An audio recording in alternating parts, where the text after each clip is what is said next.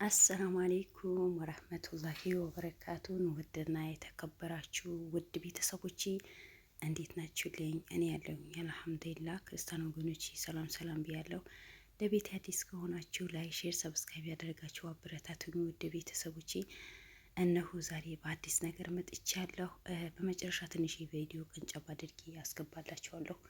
ቪዲዮን እስከ መጨረሻ እዩት። ስጀምሩት በላይክ ጀምሩት፣ አበረታቱኝ ውድ ቤተሰቦች ስወዳችሁ።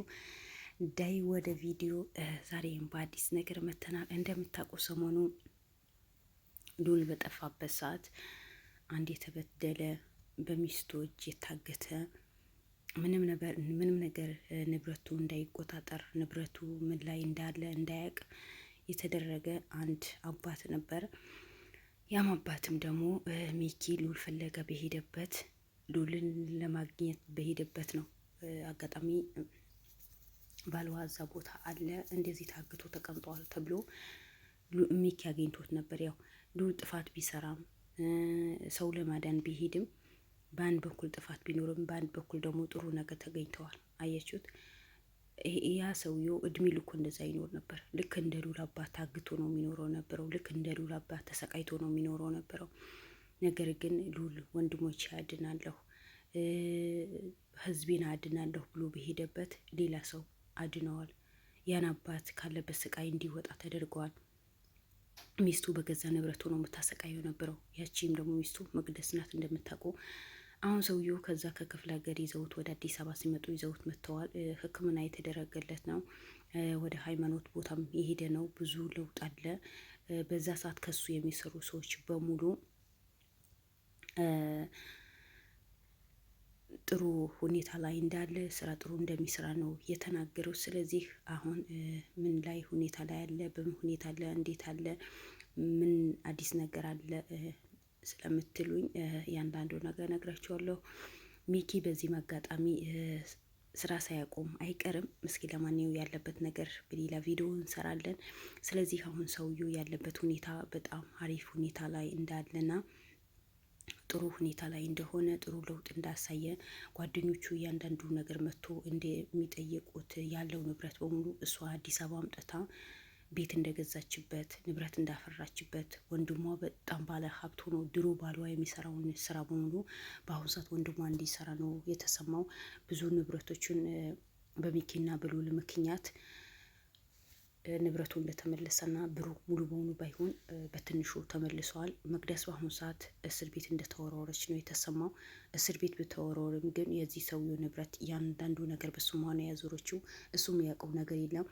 በዚህ አጋጣሚ ደግሞ ልጁን ከመቅደስ ጋር አንድ ሴት ልጅ ያለችው ያቺ ሴት ልጅ ያውም ደግሞ ወደ ዲኤንኤ ምርመራ ሂዳለች። ያው ውጤት እየተጠበቀ ነው። ውጤት ሲመጣም ደግሞ በአዲስ ቪዲዮ እንለቃለን። የመቅደስ መጨረሻ እስር ቤት ሆነ፣ የመቅደስ መጨረሻ ውርደት ሆነ፣ የመቅደስ መጨረሻ ንብረቷ በሆኑ እንድትቀማ ነው ትዕዛዝ የወጣባት። ምክንያቱም የእሱ ጓደኞች ያንዳንዳቸው መጥተው ይህ ንብረት በሆኑ እሱ ያፈራው ንብረት ነው፣ እሷ የሰራችው ንብረት አይደለም፣ እሱን ቀምታ ነው እንጂ እሱ ምንም ነገር እንዳያደርግ ስህር አድርጋበት ማለት ምንም ነገር እንዳያስታውስ ነው በመድኃኒት ያደነዘዘችው። በዛኔ የሰፈር ሰው የእሱ ንብረት የት ሄደ፣ የት ገባ፣ ምን ሆነ ብሎ በሚጠይቋ ሰዓት እያንዳንዱ ነገር ሸጬ እሱን ያሳከምኩበት ነው። ከዚህ ደግሞ ያራኩት ውስጡ እንዳይረበሽ፣ ሊናው እንዳይነካ፣ እንዳይሞትብኝ ብዬ ነው። እዛ ክፍለ ሀገር ወስጂ ጥሩ አየር ያገኘ ከህዝብ የተዋወቀ ጥሩ ሁኔታ ላይ ነው ያለው። እዚሁ ከተቀመጠ ንብረት የት ገባ፣ የት ወጣ፣ ብዙ ብድር የወሰዳቸው ሰዎች አሉ።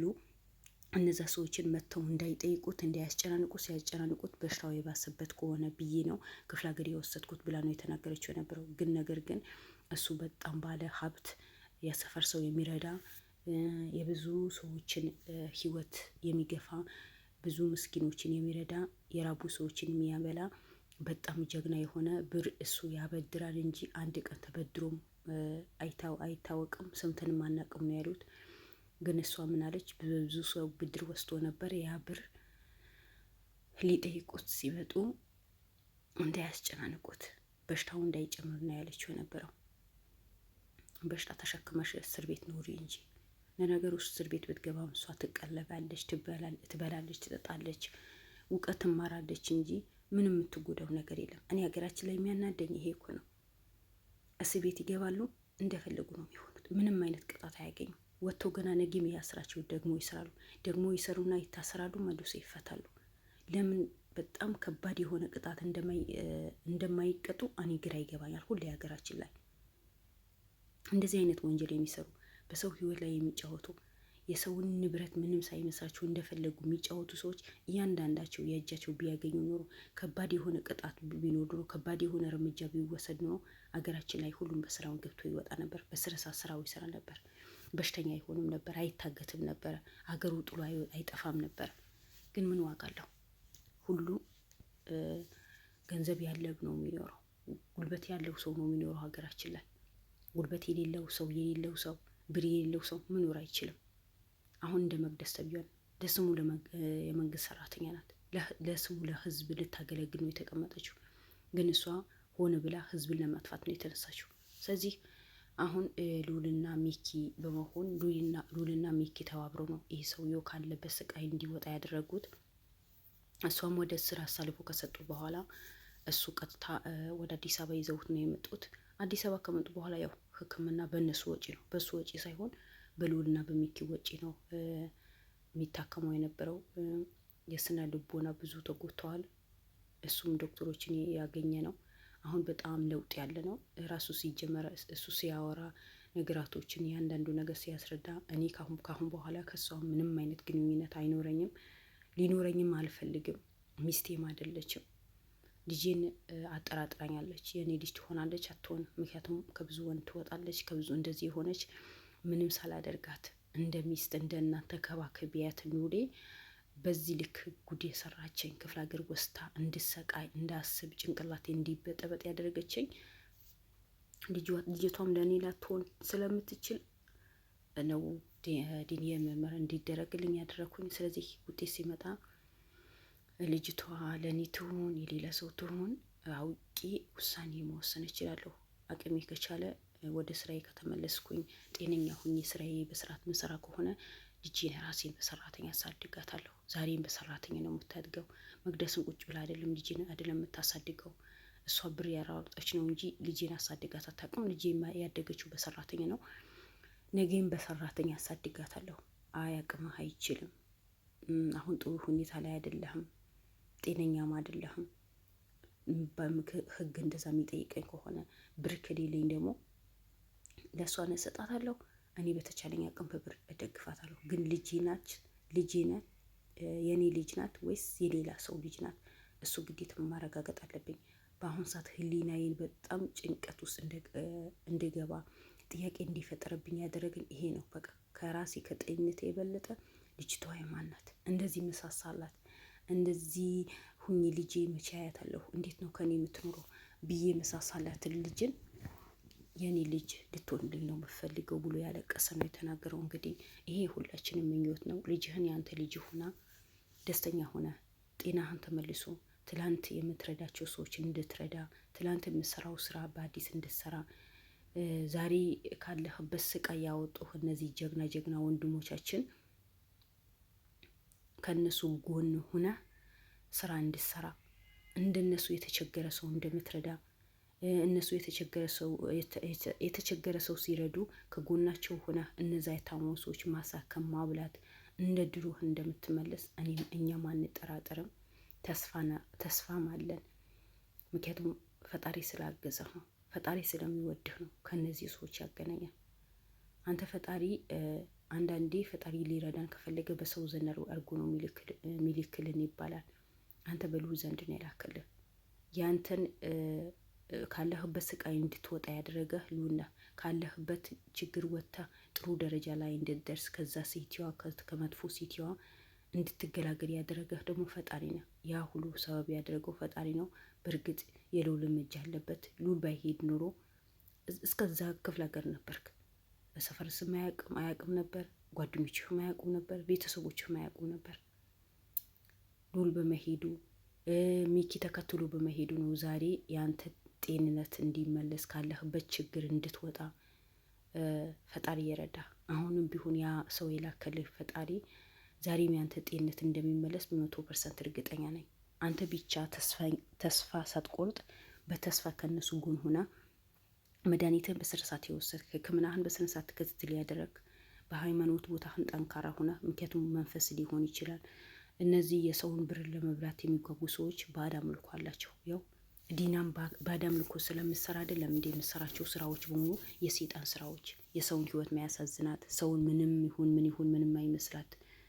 ስለዚህ አንተም በሃይማኖት ቦታህን ጠንካራ ሆነ ነገራቶችን እንደሚሆን አስተካክላችሁ እንደሚሻለው ደግሞ እርግጠኛ ነኝ፣ አልጠራጠርም።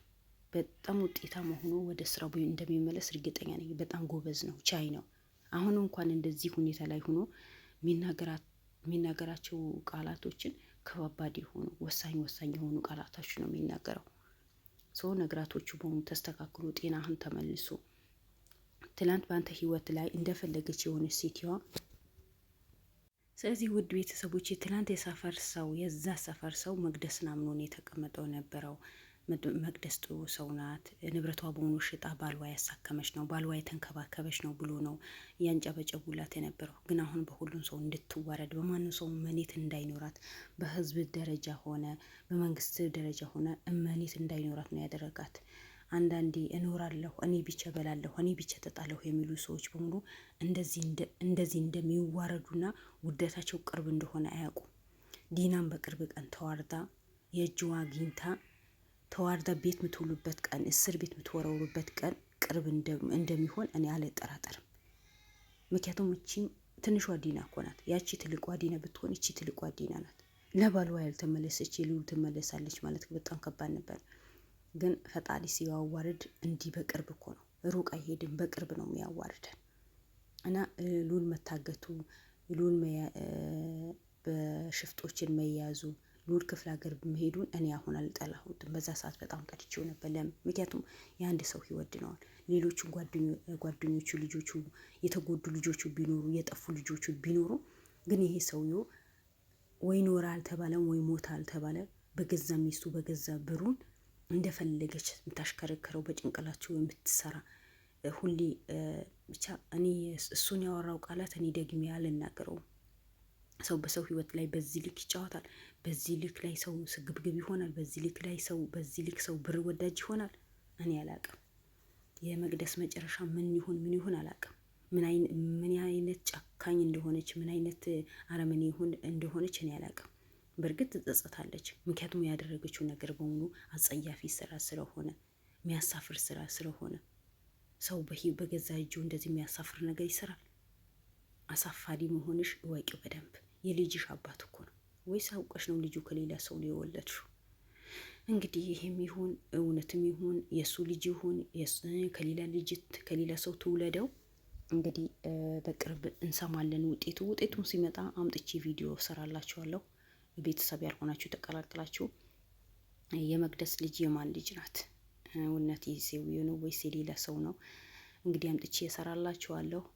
መቅደስ በአሁኑ ሰዓት በቁጥጥር ስር ውላለች። እስር ቤት ነው ያለችው። ምንም አይነት ይግባኝ የምጠይቀው ነገር የለም። ያደረገችው በሙሉ ያንዳንዱ ሚስጥር ወጥቶባታል። ያንዳንዱ ከእሷ ጋር አብሮ ወንጀል የሚሰራ ሰውም ሚስጥሩ እንዳለ ዘርግፎታል። ስለዚህ የወንጀለኞች ተባባሪ እንደሆነችም ተደርሶበታል። ህግ በደንብ አውቆታል። ያንዳንዱ ነገር ህግ ማጣርቶ ደርሶበታል እላቸዋለሁ። ሚኪ ይችላል፣ ሚኪ ብቻ ስራ ያቆማል የሚባለው ነገር ትንሽ ጨንጫምታ ሰምቻለሁ። ሚኪ ስራ እንዳታቆም በትዕግስት እንጠብቃለን። ኢንሻአላህ። ባይ ባይ።